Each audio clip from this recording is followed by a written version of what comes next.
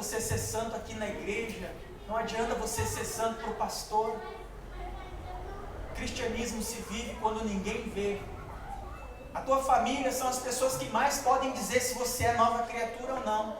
Na igreja é fácil, você veste a máscara, você cuida do que fala, cuida do que faz, mas tem que haver uma mudança real, que vai se refletir, e você vai ser a luz do mundo.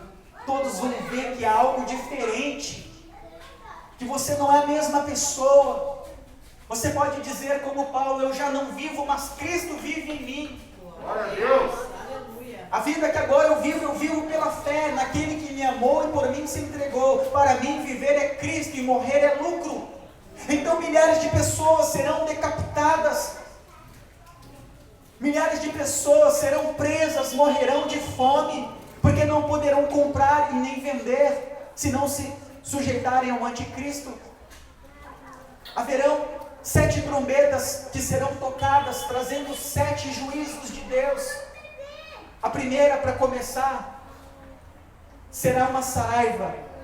Pequenas pedras que caem do céu, pegando fogo quando entram em contato com oxigênio.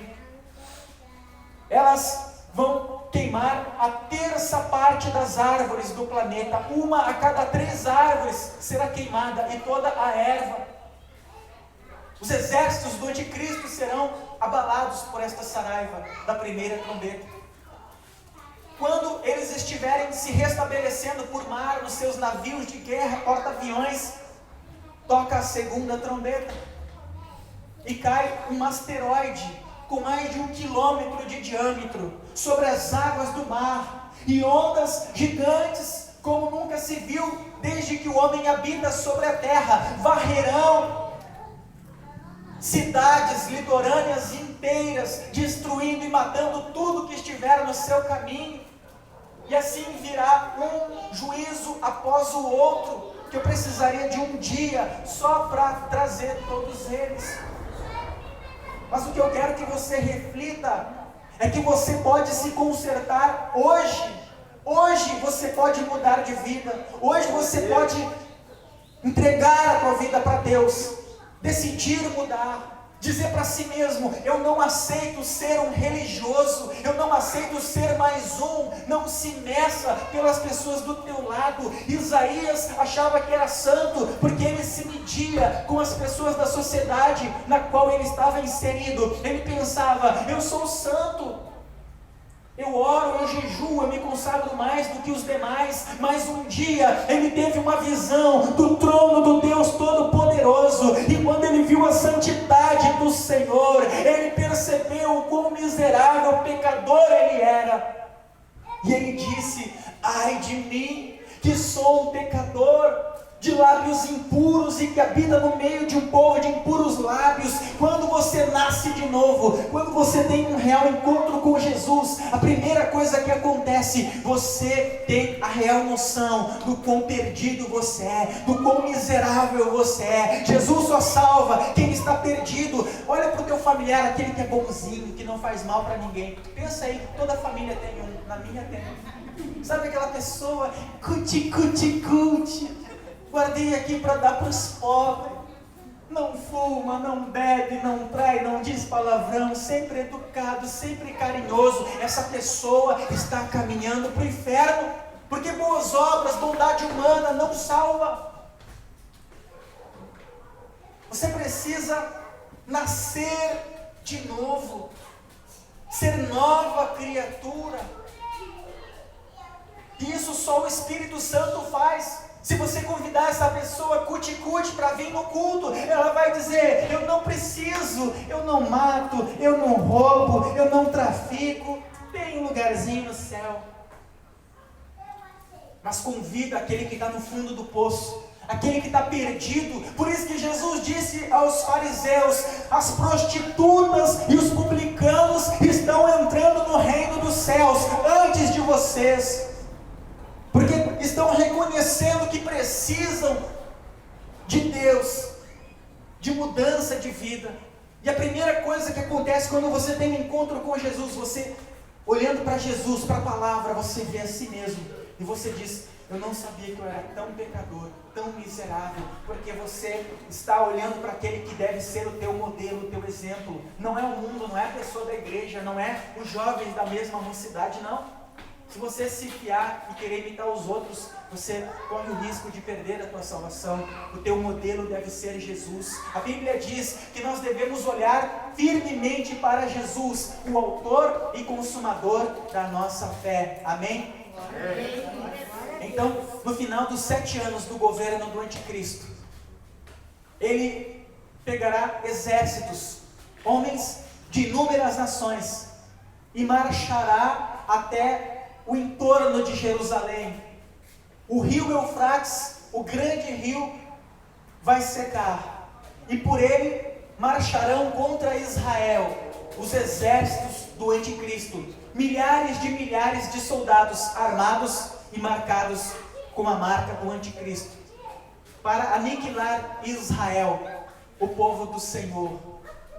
Nesse momento, Israel vai se ver fraco e impotente, vai olhar para cima, porque quando você está no fundo do poço, o único lugar que resta para olhar é para cima. E quando eles olharem para cima, diante da aniquilação, eles irão clamar, e em resposta ao seu clamor, quem virá?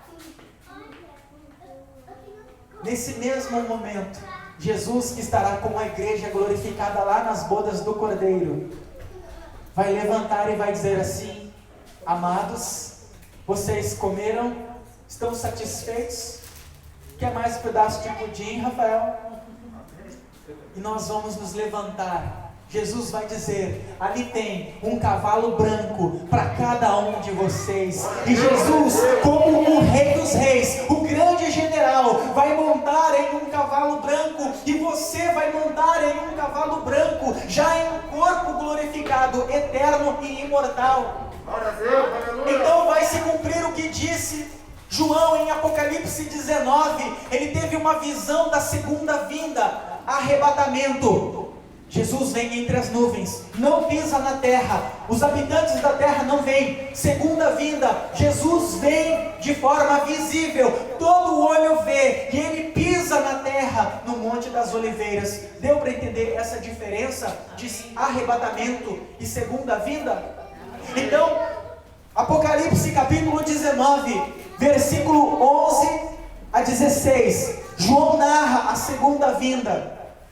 Ele diz: e vi o céu aberto, e eis um cavalo branco, e o que nele se assenta, cujo nome é Fiel e Verdadeiro, julga e peleja com justiça.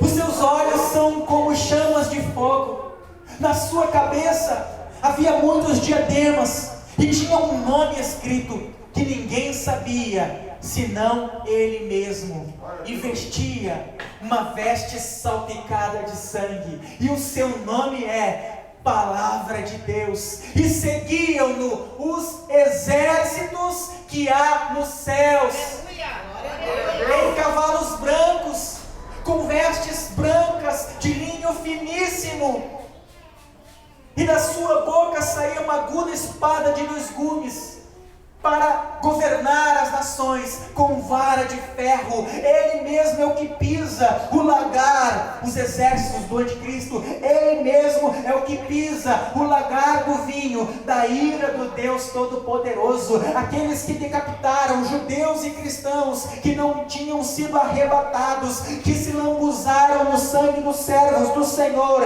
agora terão que enfrentar o Rei dos Reis e o Senhor dos Senhores, como está escrito no seu peito e na sua coxa.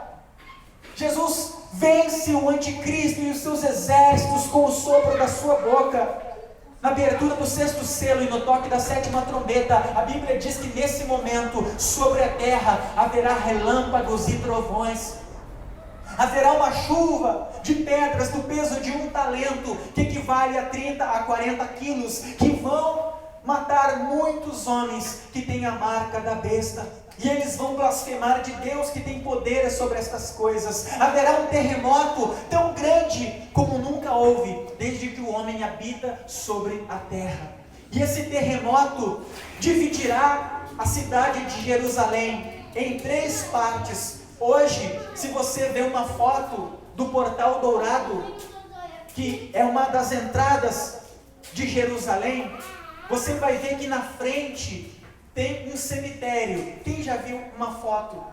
Fica entre o Portal Dourado e o Monte das Oliveiras. Jesus entrava e saía de Jerusalém através daquele portal. No ano de 1526, um sultão chamado Suleiman, o Magnífico, era líder do Império Otomano, um turco, e ele estava reconstruindo aquelas muralhas que estavam destruídas, e ele reergueu aquele portal, e os árabes disseram para ele: Suleiman, há uma profecia dos judeus que diz que o Messias deles pisará o Monte das Oliveiras e entrará em Jerusalém através deste portal. Vamos construir um cemitério no meio, entre o monte e o portal. Assim, o Messias, que se diz santo, não poderá pisar, porque será um local contaminado, imundo, aonde há mortos. Está dando para entender? Amém. Só que o homem não pode impedir os planos de Deus de se cumprirem. E isso vale para a tua vida. O diabo pode levantar barreiras, obstáculos, podem vir lutas, mas o que Deus projetou para fazer na tua vida e através dela vai se cumprir. Passarão os céus e a terra, mas as palavras e as promessas de Deus para a tua vida não vão se frustrar. Não vai ser o homem que vai tirar aquele cemitério, vai ser a mão do nosso Deus. Vai vir um grande terremoto e vai se abrir um caminho. Aqueles corpos serão retirados dali pela mão do nosso Deus. Esse terremoto vai gerar um maremoto. E a Bíblia diz que vai desaparecer toda ilha. Imagina cidades inteiras, litorâneas, ondas de cerca de 90, 100 metros, quando elas chegarem na costa, de altura, maior que prédios, destruindo tudo pela frente, matando animais e pessoas que estiverem pelo caminho. Coisas que nós nunca vimos, talvez em filmes de Hollywood. Tudo isso vai acontecer e Jesus vai entrar em Jerusalém como o Rei dos Reis e o Senhor dos Senhores. Então ele vai restaurar a terra e governar sobre todas as nações da terra. E nós, que somos a igreja, que estamos já com o Senhor glorificados, seremos espalhados entre as nações da terra e seremos representantes do Senhor como reis e sacerdotes, como diz Apocalipse capítulo 1, versículo 6. Quanto tempo eu tenho, irmão? 10 minutos. Eu quero ler aqui um pouquinho sobre como vai ser o milênio. Até que vocês estão conseguindo entender, você vai estar espalhado entre alguma nação, em alguma cidade, representando Jesus. Você vai ter uma autoridade política e espiritual, rei e sacerdote, representando Jesus, já em um corpo glorificado. E no meio das pessoas que já têm corpo glorificado, também haverão humanos que conseguiram chegar vivos até o final da grande tribulação e não morreram. Os que morreram decapitados, a Bíblia diz em Apocalipse 20, reviveram e reinaram com Cristo os 1000 anos. Aqueles que morreram irão ressuscitar no final dos 7 anos e reinar com Cristo. Mas aqueles que não aceitaram a marca do anticristo e não morreram, eles vão entrar no milênio, vão casar, vão ter filhos, os seus filhos vão ter filhos. Então vai ter pessoas normais, como nós somos hoje. Conseguiu entender isso? Amém. E também vai haver glorificados. Imagina você aqui numa empresa e de repente tem um irmão ali glorificado, o outro lá, a outra ali, já em um corpo glorificado. Amém? Amém. Olha só o que diz lá. Oséias 2:18. Naquele dia firmarei um pacto com todos os animais silvestres, com as aves do céu e com os animais que rastejam pelo chão. Arco, espada e tudo que diz respeito à guerra, eu os abolirei da face da terra, a fim de que todas as pessoas tenham o direito de viver em paz. Durante o milênio em que Jesus Cristo governar as nações da terra, não haverá guerra entre as nações. Amém? Amém. De vez em quando diz assim, amém, glória a Deus. Eu penso que você está gostando, fico feliz, me motivo mais, tá bom? Não está proibido dizer glória a Deus e nem aleluia. Isaías 65:20. Nunca mais haverá nela uma criança que viva poucos dias e um idoso que não complete os seus anos de idade. Quem morrer aos 100 anos ainda será jovem, e quem não chegar aos 100 será considerado maldito. Ou seja, Deus vai transformar a natureza dos animais. A Bíblia diz: a criança vai brincar com a serpente venenosa e a serpente não vai picar a criança. O leão vai pastar com o novilho e a criança os guiará. Não vai haver guerra. Os exércitos não vão treinar a arte da guerra e vão transformar os seus carros de guerra, as suas armas, em material para arar e cultivar a terra. Vai haver fartura, porque quem vai governar serão glorificados. O Brasil mesmo seria um país riquíssimo se não fosse tanta corrupção e desvio. Agora você imagina pessoas glorificadas, sábias, honestas, governando. Glória a Deus. A Bíblia diz que todos terão a casa própria. Vai conseguir entender? Isaías 65, versículo 21-23. E edificarão casas e as habitarão. Hoje tem pessoa que trabalha edificando, mas mora de aluguel no barraco, na terceira casa no fundo do avô. Sim ou não? No governo de Jesus. E edificarão casas e as habitarão, plantarão vinhas e comerão o seu fruto. Tem uma brincadeira que o patrão diz para o empregado, quando ele chega num carrão, o empregado olha para o carrão e diz: ô chefe, que carrão, hein? Que coisa maravilhosa, nunca vi uma máquina tão bonita que nem essa. Aí o patrão olha para o empregado e diz assim: se você não faltar, se esforçar, se você fizer tudo o que deve, com afinco e dedicação, e se esmerar, e me surpreender, o ano que vem, eu vou trocar por um melhor. Está dando para entender? Hoje as pessoas trabalham para enriquecer outros, mas no governo de Jesus, que vai ser um governo justo, você vai ter a tua casa própria, você vai desfrutar do fruto do seu trabalho, você não vai ser usado como um semi-escravo, que nem tantos hoje. Hoje a riqueza do mundo está na mão de poucos. Muitos trabalham e poucos desfrutam. Mas Jesus vai governar com justiça.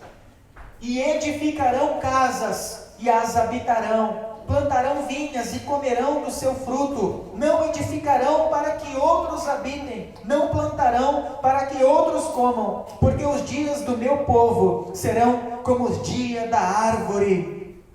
As pessoas não vão morrer com 70, 80. Hoje a pessoa está com 80 e já está mais para lá do que para cá. Já está com artrite, artrose, osteoporose. Já tem que guardar aí 30, 40% do salário para remédio. Sim ou não? Sim. É verdade, irmãos. Nós somos frágeis. A nossa má alimentação, o nosso sedentarismo. Durante o milênio, as pessoas que morrerem com 100 anos, que nem eu li, vão ser consideradas jovens. Morreu jovem, hein? Pois é, quantos anos tinha? Eu acho que tinha só uns 100. Vai ser considerado alguém que, então, devia ter alguma maldição. Nesse tempo, o diabo e todos os demônios, que hoje são quem tentam os seres humanos e os levam a praticar a iniquidade, estarão presos no abismo. Glória a Deus! Vai haver pecado sim, mas não na proporção que há hoje. Vai haver pecado. A natureza do homem tem uma tendência pecaminosa, mas não vai ser pecado como hoje. Hoje você sai de casa e não sabe se volta. É ou não é? Hoje é cerca elétrica, cadeado, chave, alarme, e mesmo assim não adianta. E os meus eleitos gozarão das obras das suas mãos, não trabalharão de balde, de valder, de graça à toa, nem terão filhos para perturbação, porque são a posteridade. Hoje os filhos, diz assim o ditado, filho criado, trabalho dobrado. Nesse tempo não. Aleluia. Isaías 2, versículos 1 a 4. Olha só. Foi isto que Isaías, filho de Amós, viu a respeito de Judá e de Jerusalém. Nos últimos dias, o monte do templo do Senhor será estabelecido como principal. Jerusalém será a capital de toda a terra. O próprio Jesus glorificado vai habitar em Jerusalém e governar as nações da terra. As pessoas de todas as nações irão aprender a lei do Senhor da boca do próprio Cristo. Glória a Deus! Você consegue imaginar isso? Ouvir uma mensagem através do próprio Jesus? Que vai determinar as nações, que vai apaziguar, que vai dizer a Irã, para de dar arma para a Síria e bombardear Israel. Tem pessoa que viajou, né? Isso aí é o que está acontecendo no mundo. Será elevado acima das colinas, e de todas as nações correrão para ele. Virão muitos povos e dirão: venham, subamos ao monte do Senhor, que é Jerusalém, ao templo do Deus de Jacó, para que ele nos ensine os seus caminhos, e assim andemos nas suas veredas, pois a lei sairá de Sião, de Jerusalém. Virá a palavra do Senhor, ele julgará entre as nações e resolverá contendas de muitos povos. Eles farão de suas espadas arados e de suas lanças foices. Uma nação não mais pegará em armas para atacar outra nação. Eles jamais tornarão a preparar-se para a guerra. Isaías 11, versículos 6 e 7. O lobo conviverá com o cordeiro. O que acontece se o lobo vê um cordeiro hoje? Mé. O que o lobinho faz? O que o lobo faz? Ele mata e come. Sim ou não? Sim. O lobo conviverá com o cordeiro, e o leopardo repousará